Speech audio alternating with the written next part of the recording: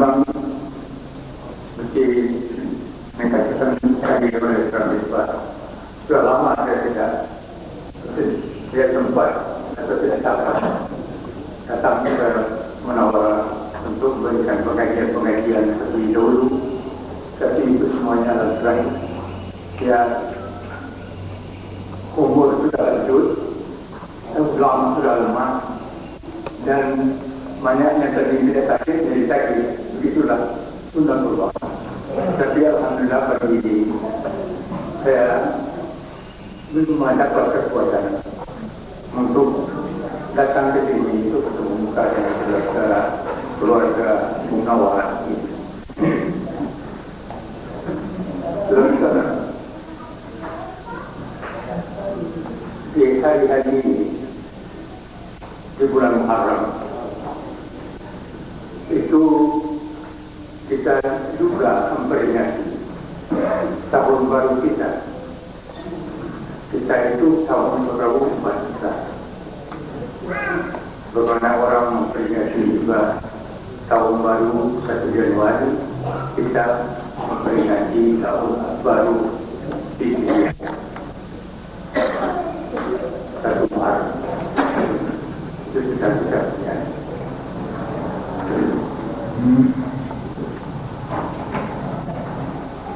Tapi pula beberapa hari yang lalu kita memperingati satu kejadian yang telah berlaku di Mina di waktu orang kita dan umat Islam di dunia pun yang akan besar telah ditimpa oleh satu musibah. Satu musibah yang tidak disangka-sangka terjadi, tapi sudah terjadi. Masya Allah kan pembayang lagi pun begitulah karena Allah tidak berterima. Saudara-saudara, kita mendoakan mudah-mudahan mereka yang telah syahid itu, syuhada itu yang sedang mengerjakan ibadah haji. Kita beri lagi untuk wafat dengan cara tiba-tiba begitu. Mudah-mudahan Allah memang menerima mereka sebagai syuhada, mengampuni segala dosa mereka dan menerima segala mereka. Itulah doa kita yang masih menunggu saat-saat kita pulang. Saudara-saudara, sekali lagi saya katakan kita harus memperingati juga tahun baru kita. Alhamdulillah sekarang ini kalau kita menerima surat itu tanggalnya itu 2 di antara tanggal bulan dan tahun Islam, dan di bawahnya itu disebut juga tanggal yang biasa dipakai di amanah kita, datum-datum yang kita perlukan dalam kerjaan sehari-hari, yaitu tanggal menurut jadwal Masehi. Ini tidak salah, boleh saja tidak mengatakan kita harus menyendiri di dunia ini daripada semua yang bukan Islam. Memang Islam itu mempunyai satu mana hidup yang luas.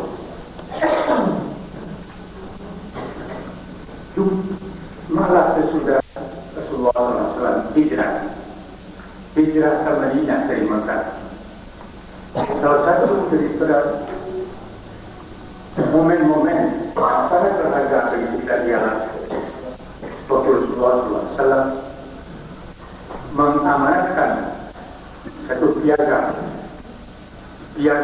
untuk mengatur hidup bernegara. Kalau tadinya sekedar orang persorangan, berkeluarga dan bagian, tetapi di Madinah mulai satu fase baru, yaitu memperingatkan kepada umat Sehingga dunia ini kita hidup tidak sendirian. Ada orang yang setuju dengan kita, seagama dengan kita, ada pula orang yang tidak seagama dengan kita. Diterangkan bagaimana kita harus menghadapi mereka. Itulah yang disebutkan dalam Piagam Jakarta. Itu perlu kita ketahui pokok-pokok. Ini semua berlaku sudah hijrah. Hijrah itu merupakan satu tahap baru daripada risalah Muhammad sallallahu alaihi wasallam. Jadi seperti yang saya katakan tadi itu, pribadi, rumah tangga, jiran, dan negara. Itu dalam Islam, alhamdulillah ada itu tahap-tahap itu. Cara-cara bagaimana hidup sebagai orang perseorangan, hubungan kita dengan masyarakat, dan hubungan kita dengan Ilahi. Hablum minallah wa hablum minannas. Hablum minannas ini itu diatur oleh agama kita. Itu yang tidak ada di agama lain. Bedanya agama kita dengan lain, yaitu hablum minannas diatur dengan hati. Itu artinya Piagam Madinah yang dimulai menyebarkannya di Madinah itu. Saudara-saudara, berhubung hijrah ini, kita akan coba mengkajinya nanti dari bermacam-macam sudut. Rasulullah SAW dalam perjalanan beliau dari Makkah ke Madinah itu, ada satu doa yang beliau selalu disebut. Doa yang ada dalam Al-Quran. Dalam Al-Quran surat Isra ayat 73 dan seterusnya. Saya akan bacakan ayat itu. A'udzubillahi minasyaitonir rajim. Wa in kanu yarafinunaka anil ladzi awhayna ilaika litabtaghi 'alaina ghayra. Wa idzan lattaqaduka khila. Walaula an tabbatnaka faqad tarkanu ilayhim shay'an qalilan. Idzan la adraknaka bi'fal hayat wa bi'fal mamat. Thumma la tajidu laka 'alaina nasira. Itu saja. Artinya, sesungguhnya hampir mereka orang yang bukan Islam, orang yang bukan Islam, ada yang masih jahiliyah, ada yang sudah beragama sebagai orang Yahudi. Sesungguhnya hampir mereka fitnahkan kamu tentang apa yang kami telah wahyukan kepadamu, supaya engkau ada adatan saja lainnya atas nama kami, yaitu supaya engkau, ya Rasulullah, mengubah apa yang aku telah sampaikan kepadamu, mengada-adakan, artinya mengatakan apa yang tidak ada, diwahyukan kepadanya. Wa idzan lattaqaduka khalila. Apabila kamu bersedia untuk menyeleweng daripada wahyu, maka akan mereka sambut kamu sebagai khalil, sebagai teman yang dekat, yang mereka cintai. Kalau kamu menyimpang daripada Al-Quran dan hadis, hidup sebagaimana mereka maui, berbicara sebagai mereka maui, berkelakuan sebagai mereka maui, maka kamu itu akan dianggap sebagai saudara karib, khalil. Itu cobaan dan ujian. Ujian demikian diperingatkan. Walaula antabatna, jikalau kami tidak kuatkan kekuatan kita tak perlu ilaihi sekali. Mudah sekali kamu cenderung kepada apa yang mereka maksudkan. Walaupun sedikit. Bermiring berpindah dari keyakinan yang benar, walaupun sedikit. Kalau kita menyebut ladang naga di hayat wajib salawat, berat hukumannya. Apabila kita mau dibujuk dan diumbai oleh orang untuk menyimpang daripada kebenaran, kalau kita menolak nafkah dia saya lebih berat. Nafkah saya memang itu berat sekali. Niscaya kami akan rasakan kepadamu 2 kali ganda kesusahan itu. Itu akibatnya. Dan 2 kali ganda kesusahan mati. Kemudian engkau tidak akan dapat penolong terhadap kami. Ini salah satu dari peringatan yang berhubungan dengan kehidupan sehari-hari. Ayat ini adalah permulaan introduksi kepada satu peringatan yang berat sekali. Hadirin, Rasulullah SAW bicara, sebabnya menyampaikan risalahnya di satu kalangan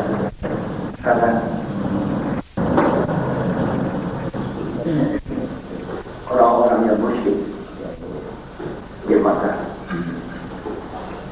Dia hanya mendapat di kelilingnya itu musuh, teman dari luar saja. Jamaah yang kecil itu hidupnya di sekitar Darul Arqam, tempat mereka itu bertemu. Sewaktu-waktu juga pergi ke Ka'bah. Tetapi mereka itu satu kelompok kecil dengan segala macam kesulitan-kesulitan yang mereka hadapi dari pihak Quraisy. Maka perintah untuk hijrah ke Madinah diikuti Rasulullah SAW, bukan karena takut kepada orang musyrik, tapi perintah ilahi yang menunjukkan satu tahap baru daripada risalah yang dibawanya ke dunia. Beliau bersama dengan temannya, akrabnya Abu Bakar berangkat dan kemudian disusul oleh sahabat-sahabat yang lain ke Madinah. Di Madinah beliau memberikan menetapi syariat Arab Islam. Waktu beliau sampai dekat Madinah, beliau suruh orang untuk sebentar beristirahat. Itu dalam sejarah. Para sahabat bertanya-tanya, oh kita sudah hampir sampai di tujuan, kita harus lagi duduk di sini sebentar, buat apa sebenarnya? Rasulullah menerangkan, jika di sini membuat satu masjid, padahal Madinah sudah nampak dari jauh, diadakan satu masjid yang merdekakan daerahnya lengang daripada penduduk, sepi. Tetapi mereka tunduk pada perintah Rasulullah dan mereka itu mulai mendirikan satu, ya bukan masjid atau nama kita sekarang ini, satu langgar kecil, surau dan alat-alat yang dipergunakan juga bukan alat-alat yang seperti ini yang kita duduk sekarang ini. Alat-alatnya ialah bawahnya batu-batu yang ada di sana disusun, tiang-tiangnya dari pohon kurma, dindingnya lapisan dari bumbu, dari daun-daun, atapnya pun demikian. Itu namanya masjid Quba. Yang sekarang juga sudah ada juga tadi sudah nyawa pakai batu dan marmer. Masjid Quba tempat itu juga. Orang bertanya, setelah melihat Rasulullah juga mengangkat batu bersama-sama untuk mendirikan Masjid Quba itu, maka para sahabat mengatakan, ya Rasulullah janganlah ikut pula mengangkat batu. Kami banyak di sini, kami bisa mengerjakan itu semua. Rasulullah berkata, kalau engkau kuat dari aku, ambillah batu yang lebih besar dari apa yang angkat sekarang. Tapi batu ini aku yang mengangkat. Jadi Rasulullah menunjukkan bahwa apabila ia mengadakan satu perintah risalah, menyuruh membuat sesuatu, maka dia sendiri mengerjakan apa yang disuruh dia itu kepada orang lain. Jadi tidak dia menyuruh orang berbuat, tapi dia berpeluk tangan, melihat kiri dan kanan, tapi beliau mencontohkan bagaimana membuat berlaku baik dalam melakukan ibadah atau berlaku dalam hubungan dengan masyarakat sehari-hari. Itu khitbah yang diajarkan Rasulullah kepada kita yang mengikuti risalah.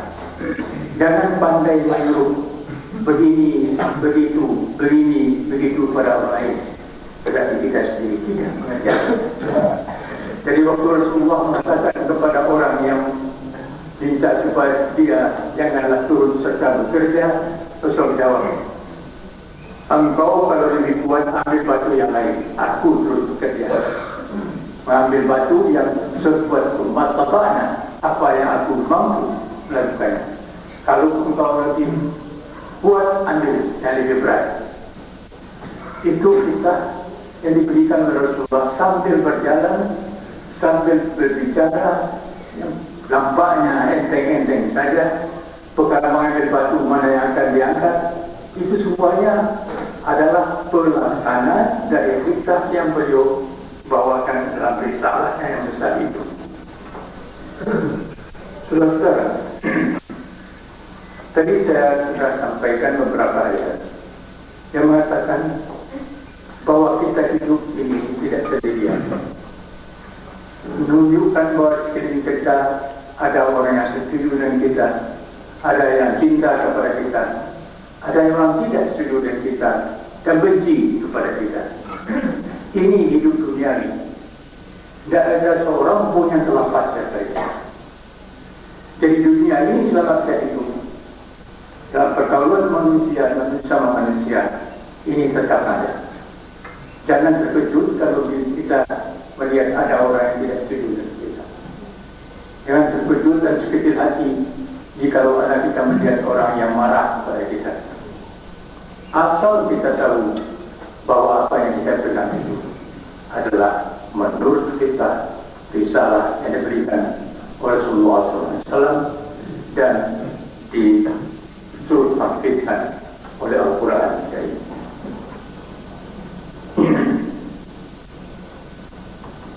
Malah dalam ayat yang berikutnya, bukan saja mereka itu membujuk, yang sekeliling kita ini membujuk-bujuk supaya kita ikut apa yang mereka mau, tetapi juga mengancam kalau tidak mau mengikutnya. Wa yakadu yalfizunaka minal ardi yukhrijuka minha. Dan sungguhnya hampir mereka itu hendak halau kamu dari bumi, yaitu dari Makkah, untuk mengeluarkan kamu dari Makkah. Faizal la yalbatuna ila fa'ila qalila. Kalau sudah demikian, kalau sudah mereka itu main usir, main halau kita dari tempat kita, kalau sudah demikian,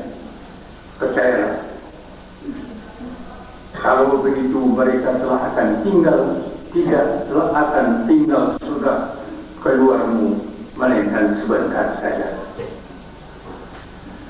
Kalau sudah main fikih, kata orang main bal yang fikih, tidak menurut aturan-aturan main lagi, sudah melanggar cara-cara yang wajar, tunggulah, itu sebentar.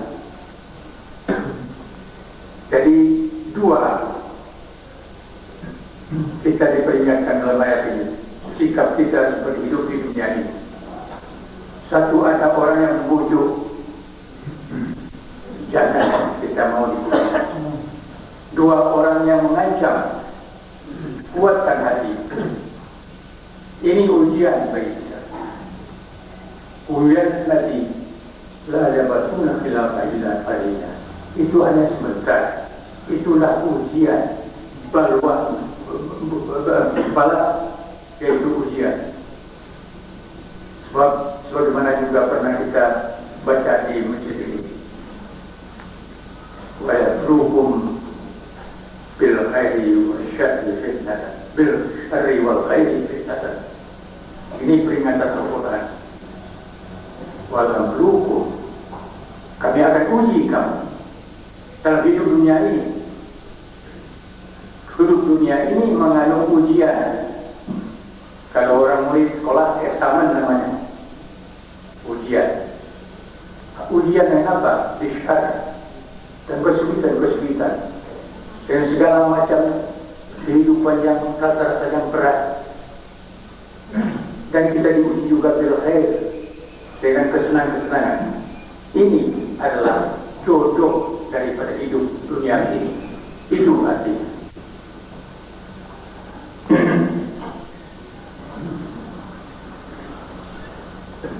Jadi kita katakan ini sementara.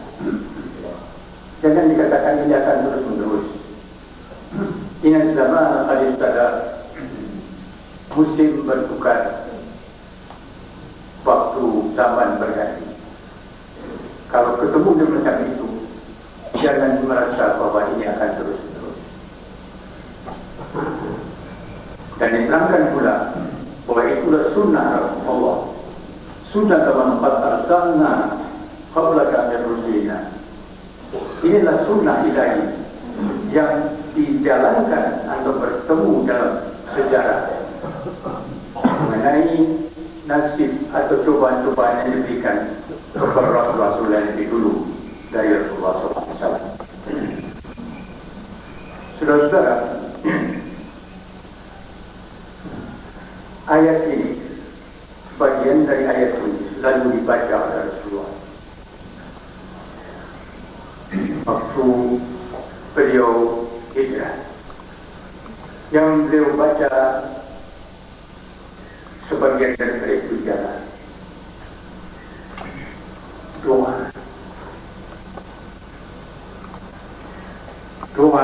ini salat al-Jubi Syamsi ila Al-Lail wa Qunah al-Fajr.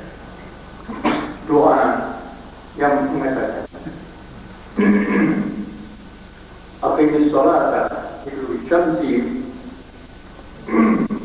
ila al-layl wa al-fajr inna al-Qur'an kana mashhura wa min al-layli fatahajjat bihi nafilatan lak hatta yab'atha rabbuka wa al-mashhura. Ketika itu waqul rabbi adkhilni mudkhala sidqin wa akhrijni mukhraja sidqin walli min ladunka sultanan nasira. Rasulullah membaca doa ada ini tapi ada ini mudkhala sidqin. Ya Allah, jadikanlah aku ini memasuki satu urusan di dunia ini. Agar ini mudkhala sidqin, dengan baik masuk kepada urusan itu. Ada satu urusan yang harus diurus, kita berdoa, kita memasuki urusan itu mudkhala sidqin, dengan cara yang baik. Tetapi kalau itu sudah selesai, wa akhrijni mukhraja sidqin, kalau sudah meninggalkan itu, maka berilah aku kesempatan untuk keluar dari urusan itu dengan baik. Itu semua berkehendak, lain tidak berkehendak kepada bantuan dan pertolongan. Waj'alni min ladunka sultanan nasira, untuk menghadapi persoalan-persoalan duniawi selama hidupku ini, maka berilah kami. Waj'alni min ladunka, ya Allah, berilah aku langsung daripadamu sultanan nasira, kemampuan untuk menghadapi persoalan-persoalan itu. Ini boleh katakan hubungan yang rapat sekali. Jadi kita mengenal ilahi itu. Taqarrub ila Allah bukan saja semata-mata di waktu kita sholat, bukan semata-mata di waktu kita berdoa dan sholat, bukan semata-mata kita beribadah dalam hati yang sepi, tetapi seluruh kekuatan kita di dunia ini adalah ibadah, adalah tentang Allah. Kita mengatakan bahwa kita melakukan semua itu melainkan latar bersuruh daripada Allah Subhanahu wa Ta'ala. Maka dalam suasana yang biasa kita hidup yang diajarkan oleh Rasulullah SAW dengan cara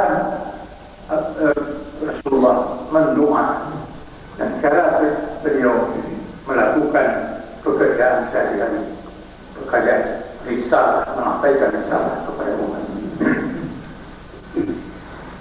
Sebagaimana saya sampaikan tadi, beliau memulai dengan satu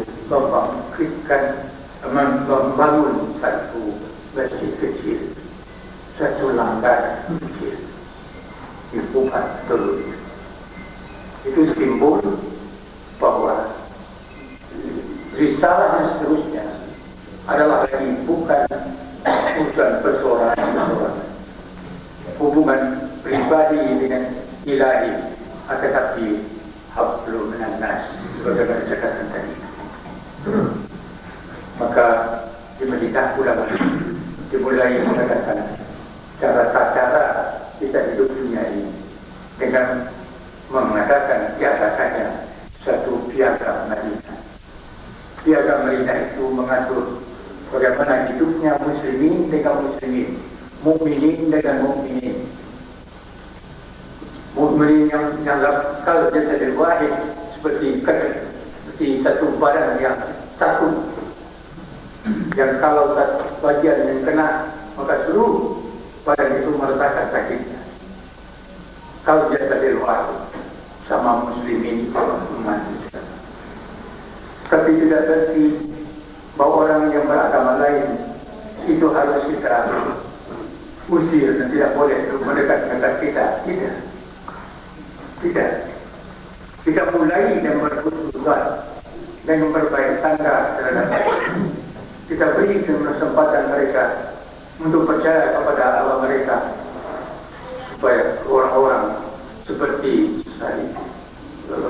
orang Nasrani dan orang Yahudi bisa hidup dalam satu kelompok atau satu daerah yang diatur kehidupan oleh agama kita, agama Islam. Di dalam Madinah itu tetap diterangkan bahwa orang-orang yang ahli kita itu tidak usah diganggu, mereka itu bukan Islam, tapi mentang-mentang bukan orang Islam, tapi orang ahli kita, itu biarkan mereka. Kewajiban kita adalah dakwah bila dia akan dakwah dengan cara yang sebaik-baiknya. Lebih dari itu tidak. Mereka mau silakan, mereka tidak mau silakan. Itu tapi kekuatan kita dia terletak dengan dakwah dengan cara yang baik itu. Tetapi saudara,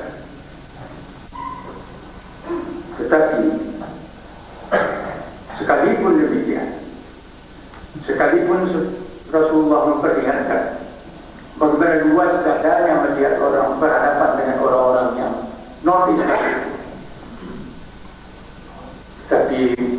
pihak daripada orang Yahudi umpamanya itu sama sekali tidak mempedulikan. Orang Nasrani pernah datang ke Madinah, utusannya diterima Rasulullah SAW dalam masjid untuk berbicara. Jadi Rasulullah memperlihatkan luas dadanya melihat orang yang tidak beragama Islam datang ke sana. Orang Nasrani mengaku dia orang Nasrani, dilawan bermunazarah. Rasulullah menerima dia itu, memperlihatkan kebenaran Islam dengan cara bermusyawarah, berpikir, dan memperlihatkan akhlakul karimah terhadap mereka. Tapi mereka itu toh tidak dapat dikaya dengan itu saja. Hubungan antara ahli kitab dan Islam waktu itu dicoba mendekat-dekat melaksanakannya. Akan tetapi di waktu itu sikap-sikap yang tidak sesuai dengan umat Islam itu, akhlaknya itu sudah nampak terbayang. Saudara-saudara, saya peringatkan ini, saya teringat kepada ini, apa yang terjadi di waktu di Madinah, supaya kita membandingkan juga dengan apa yang keadaan kita sekarang. Rasulullah demikian rupa dia berakhlak yang baik. Contoh, bagaimana setiap sikap orang-orang yang beragama lain, beragama, bukan orang tidak beragama, orang Yahudi, orang Nasrani. Satu kali beliau duduk-duduk di pinggir jalan bersama sahabat, lalu orang membawa mayat untuk dikuburkan. Rasulullah berdiri dari duduk, berdiri saja, tidak baca apa-apa, berdiri. Maka bertanya sahabat, ya Rasulullah, buat apa kita berdiri? Itu orang Yahudi yang dibawa orang ke kuburan. Rasulullah berkata, apakah Yahudi itu bukan manusia? Beliau jawab, apakah itu bukan manusia? Jadi dengan itu mengatakan kita harus menghormati hidup, memulai akhlak kita itu dan menghormati orang-orang sesama hamba Allah, walaupun dia tidak setuju dengan kita berprinsipnya, asal mereka dengan maksud kita. Itu akhlakul karimah yang diajarkan Rasulullah dalam satu masyarakat yang bercampur aduk, yang banyak aliran-alirannya, banyak masyarakat majmuk kata orang sekarang, sebagaimana kita hidup sekarang ini dan masyarakat yang majmuk sekarang. Itu akhlakul karimah yang diajarkan, pokok-pokoknya diajarkan oleh anak kita. Kita pun di Indonesia sudah melakukan, mencoba-coba melakukan ini. Saya akan ceritakan sedikit sampai ke mana pengalaman kita dalam prakteknya sampai sekarang. Bertemulah unsur-unsur yang mendekat-dekati apa yang dialami oleh sahabat-sahabat Rasulullah di Madinah ini. Kita dengan tangan terbuka, dengan cara ikhlas, supaya kita sama-sama hidup dan memberi hidup, kerukunan hidup antar agama. Kita tawarkan kepada mereka yang demikian. Ada satu tahun 1967 kita menghadapi segala macam tantangan-tantangan, melanggar gereja yang dibakar oleh umat kita di Selipi, ada juga di Sulawesi oleh karena bentrok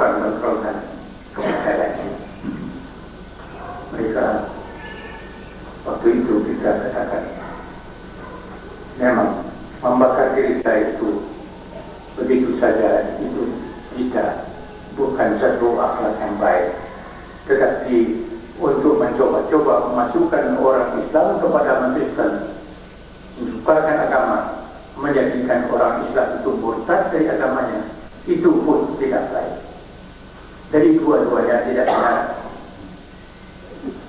Tetapi marilah kita bersama-sama mencari tata cara hidup yang aman, harga menghargai, rukun, walaupun kita berlainan agama, sesuai dengan ajaran agama Islam. Akan tetapi, saudara, mereka tidak mau. Satu hari, satu malam kita bertemu. Kita mengadakan pertemuan di tempat yang resmi, tempat resmi, yaitu dalam tempat yang sekarang di gedung yang dipakai oleh lembaga negara di dekat istana. Satu hari itu malam mencari itu. Pemerintah kesudahnya menganjurkan satu cara, yaitu jangan satu agama mencoba memindahkan orang yang sudah beramal kepada agama mereka. Jangan orang Kristen itu, kalau orang sudah Islam, jangan dicoba-coba dia menjadi murtad masuk agama Kristen. Itu artinya orang Kristen pun, orang Islam pun tidak juga mencampuri apa mereka. Jadi supaya jangan clash, jangan bertentangan, jangan bercekcok. Itu memberi dan menerima dari kedua belah pihak. Kita sangka bahwa itu sudah pada tempatnya. Hidup dan memberi hidup. Tetapi mereka tolak. Tidak setuju begitu. Bukan ditolak saja. Tetapi mereka meneruskan apa yang mereka masukkan, yaitu mengkristenkan Indonesia. Islam atau bukan Islam. Kita melihat kegiatan-kegiatan mereka di daerah-daerah yang belum Islam, tetapi merayap kepada daerah yang sudah Islam, membujuk-bujuk anak kita. Sebagaimana kelihatan sekarang ini sudah mulai dari permulaan tahun 70-an. Sesudahnya kita mencoba mengadakan perdamaian. Itu perdamaian itu datang. Dan sudah datang itu kita melihat sekarang apa yang terjadi. Umat Islam mengurut dada. So jangan kita dianggap nanti orang yang menimbulkan kekacauan, menjadi pengacau. Bukan dia takut, tetapi tidak mau kita dituduh orang yang bukan-bukan. Itulah paham kita sekarang. Umumnya tidak ada. Tetapi ada satu gejala yang baru sekarang di kalangan kita, Islam di daerah-daerah, juga di dekat sana. Waktu di Bekasi ada orang Kristen mendirikan satu gereja di tengah-tengah umat Islam. Datang malamnya pemuda-pemuda kita dari kalangan ini juga, entah berapa puluh orang, katanya lebih dari 100, membawa batu melempar gereja itu. Apalah yang akan terjadi jika dilempar dengan batu sederhana? Tidak apa-apa. Kudupa dengan batu tidak apa-apa.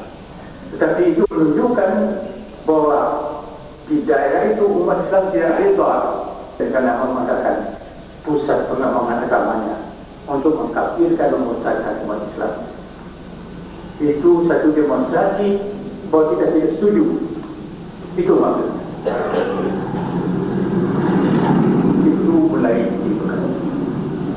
Tapi alhamdulillah sekarang ini sudah mulai di lain tempat. Baru ini Tangerang pun demikian. Tapi tidak sampai dilempar dengan batu.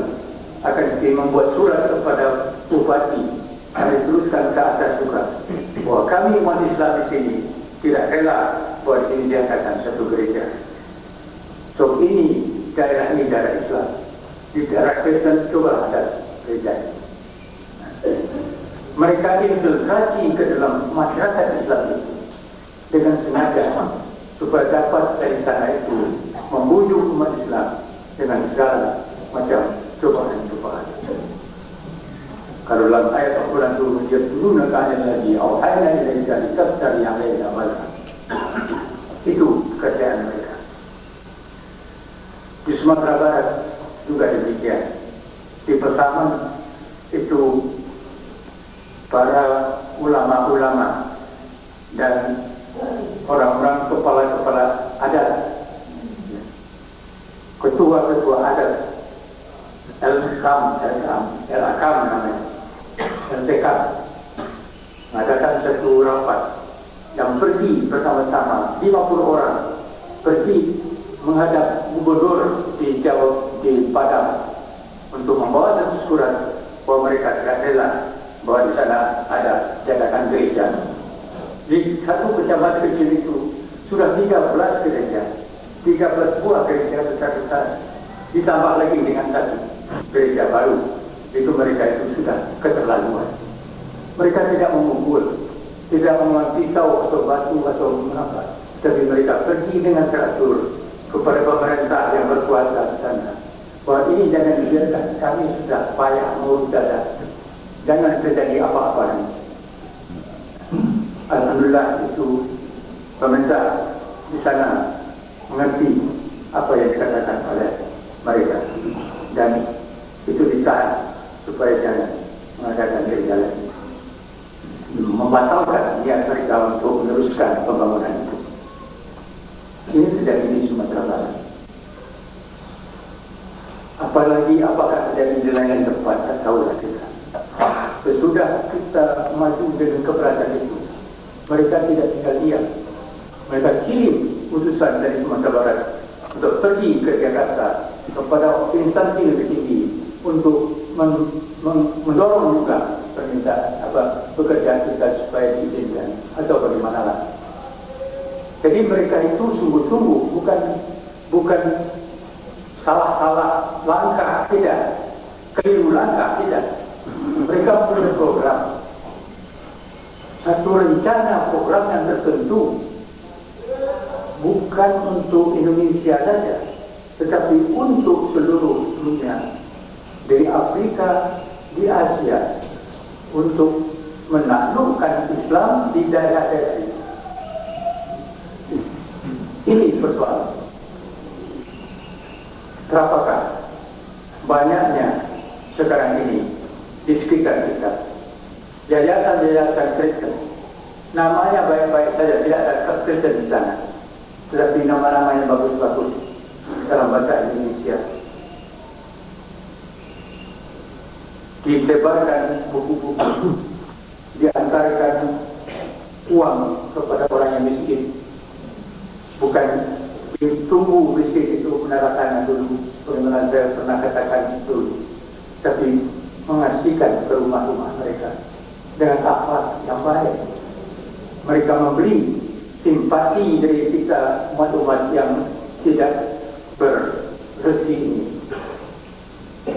menarik mereka. Tidak mengatakan kamu mesti masuk Kristen, tidak, tetapi memperlihatkan akhlak yang baik nampaknya dari luar. Tetapi orang kalau sudah terikat hatinya, sudah merasa berhutang budi itu sudah menjadi satu senjata untuk menarik mereka. Di Semarang itu ada satu daerah di mana ada rumah-rumah orang untuk orang yang tidak punya rumah. Diajak mereka itu supaya jangan tinggal di pinggir jalan kereta api sebagaimana kita lihat di sini, tapi disediakan rumah untuk tinggal, walaupun sederhana, tapi rumah cukup dengan airnya semacam. Tapi dia mesti membayar cuma 50 rupiah satu minggu. Tapi 50 atau 100 rupiah seminggu itu atau sebulan itu tergantung kepada kemampuan orang yang diberi. Harus diantarkan ke gereja. Di gereja mereka itu menerima. Jadi orang itu diajak supaya dengan dunia mereka, gereja mereka. Jadi menghilangkan rasa ini kamu, ini kami, tidak. Supaya antara ini kabur batas antara hak dengan batil. Ini yang terjadi terus. Memancing orang kita, membujuk, membeli. Ini boleh dikatakan membeli. Mereka itu saya juga pernah sampaikan. Cilacap itu satu pelabuhan besar pelabuhan Semarang. Jadi semua kapal-kapal yang besar di luar negeri bisa datangkan. Kapal-kapal setiap bulan harus sedikit 1 kali datang dari Australia, dari Eropa juga. Apa yang bawanya? Yang bawanya bur-bur, pakaian-pakaian, beras, susu, obat-obat. Itu yang dibawanya. Banyak sekali. Datang dari Kanada, dari Australia, dan dari Eropa. Untuk siapa? Untuk siapa? Untuk yayasan-yayasan Kristen yang ada di Indonesia. Dimasukkan di Cilacap, jadi dibawa ke Purworejo, yang Purworejo itu dibawa ke daerah-daerah untuk mengkristenkan orang-orang fukara dan masyarakat di daerah selatan, yaitu dari Cilacap sampai ke Pulau Progo sampai ke Banyuwangi. Itu daerah mereka yang baru yang mereka kristenkan sekarang. Ini pakai cara yang teratur, pakai konsep, pakai rencana. Baru ini mereka sudah saya membaca dalam surat majalah kita, media dakwah, program daripada Dewan Gereja di sini. Bagaimana mereka itu untuk menanamkan umat Islam. Inilah keadaan yang kita hadapi sekarang ini. Jadi kalau kita berbicara tentang kerukunan hidup bersama, mereka hanya bisa rukun jika kita mengatakan ya kepada apa yang mereka terjadi. Tapi dengan ada kejadian-kejadian yang tadi, kejadian daerah di Surabaya sekitarnya. Kalau Jawa Timur itu ada katanya puluhan keadaan yang terjadi seperti di Tangerang dan di Bekasi yang disebutkan tadi.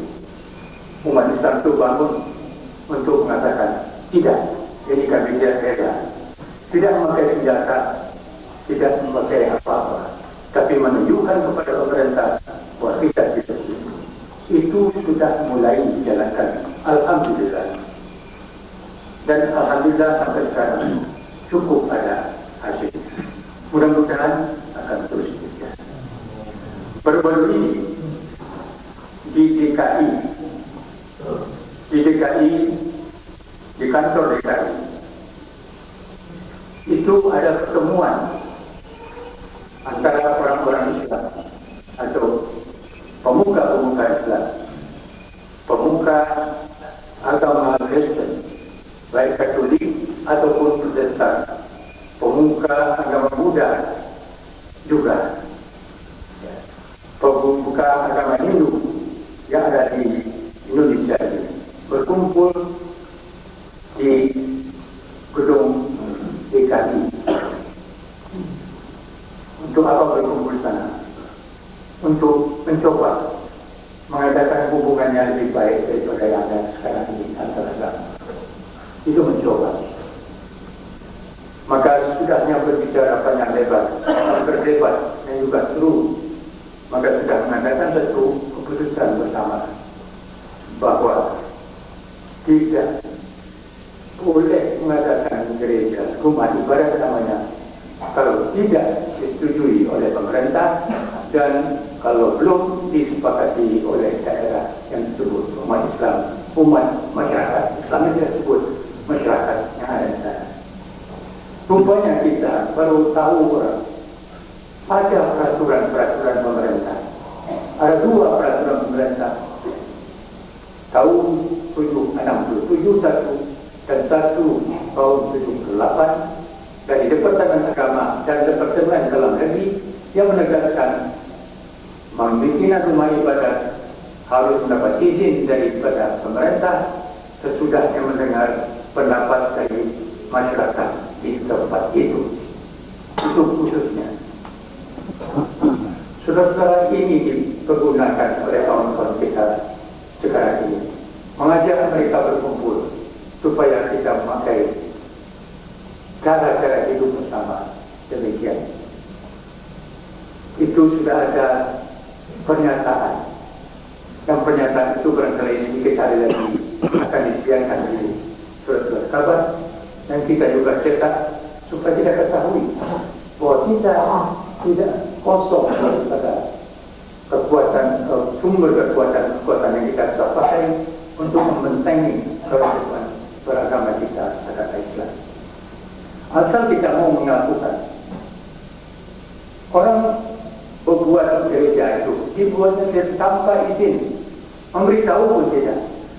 Jadi mereka kirim orang, kirim semen, kirim batu, kirim teknik-teknik yang ahli teknik, dirilah gereja. Sudah itu mau apa dari kita? Sekarang sudah diterangkan bahwa itu harus mendapat izin, dan kita berhak untuk mengatakan tidak, jangan. Seperti sekarang juga yang berlaku di Grogol, ada satu masjid di situ. Dekat masjid itu ada rumah punya kita, orang Islam. Mereka membeli rumah itu. Yang membeli itu bukan terang-terang orang Kristen, akan tapi disuruhnya orang yang tidak terkaya kalau bangga orang, dan juga menjadi orang Cina membeli tanah itu. Tapi yang di Grogol ini tidak langsung mereka membeli tanah.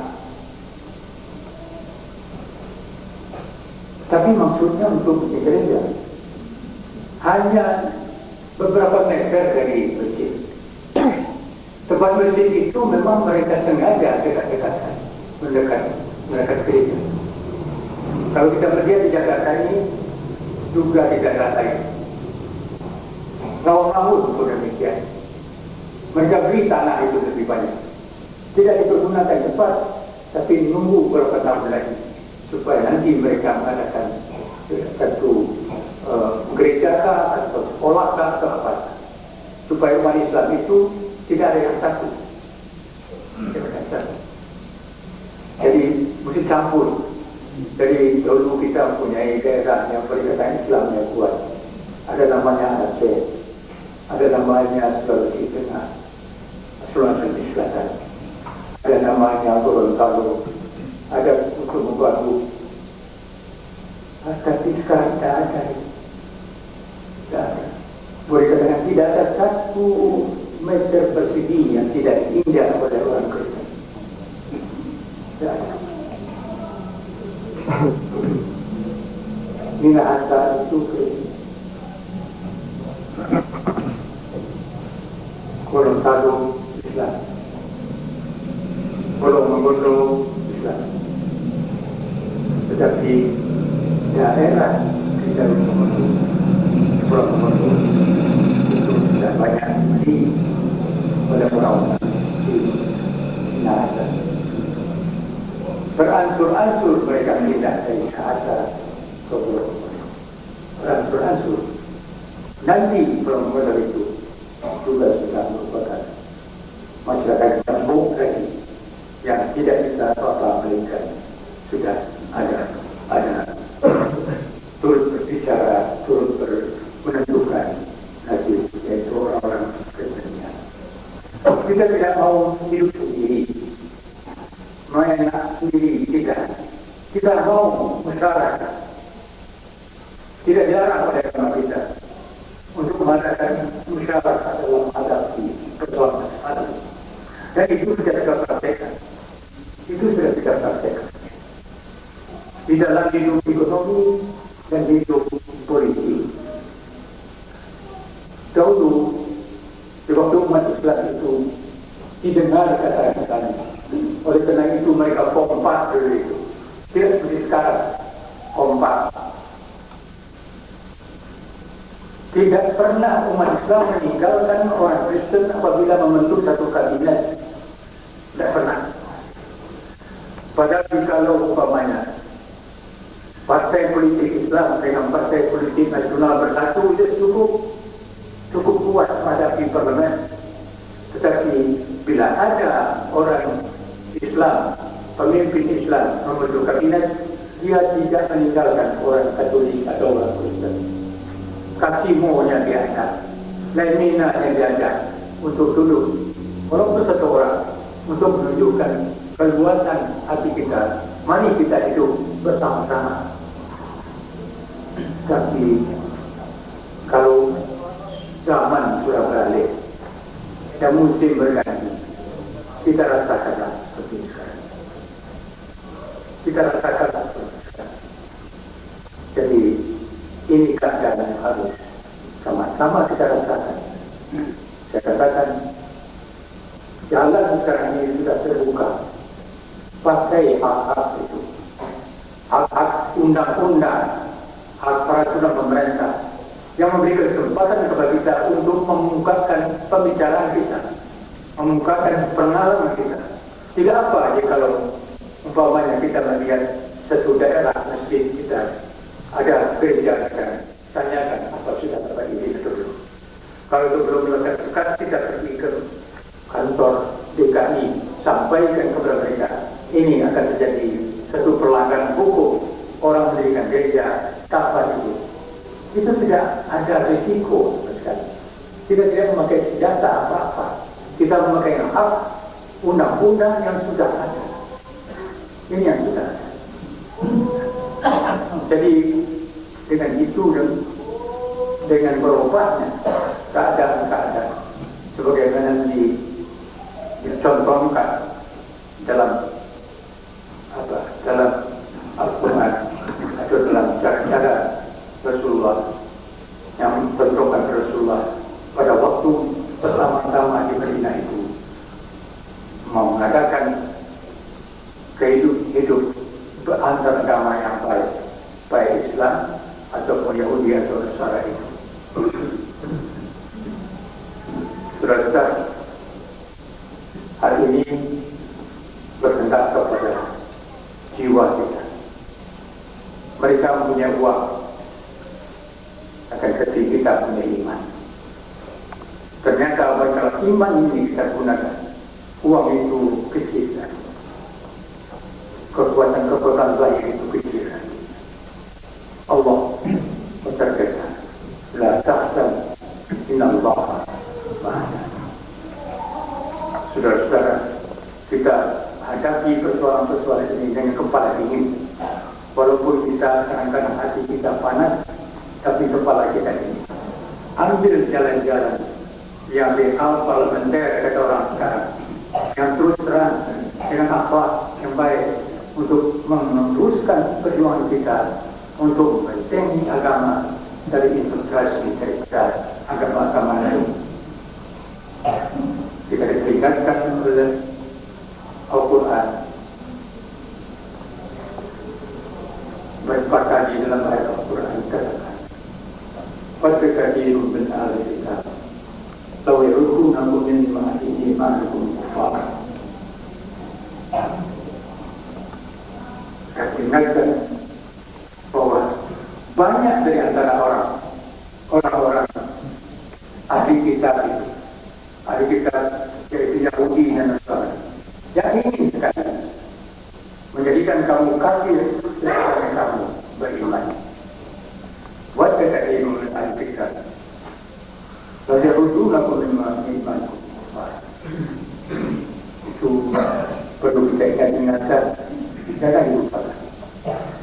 Dan kita kepada ibu rumah tangga, bapak rumah tangga, kita diamanatkan oleh satu hadis Rasulullah SAW. Kullu mauludin yuladu ala fitrah. Tiap-tiap yang lahir itu, anak yang lahir itu lahir dengan fitrah. fitrah itu suci, tidak salah, tidak berdosa, tidak apa, suci. Fa'abawahu yumajisani wa yuhawidani wa yumasirani. Anak yang terlihat suci, kemana dia akan pergi? Apakah orang ini suci Islam? Apa tidak? Itu ibu bapaknya lah yang menjadikan dia menjadi orang beragama Yahudi atau beragama Nasrani atau beragama Majusi. Jadi ibu bapak bertanggung jawab tentang jadi apakah anak itu nanti.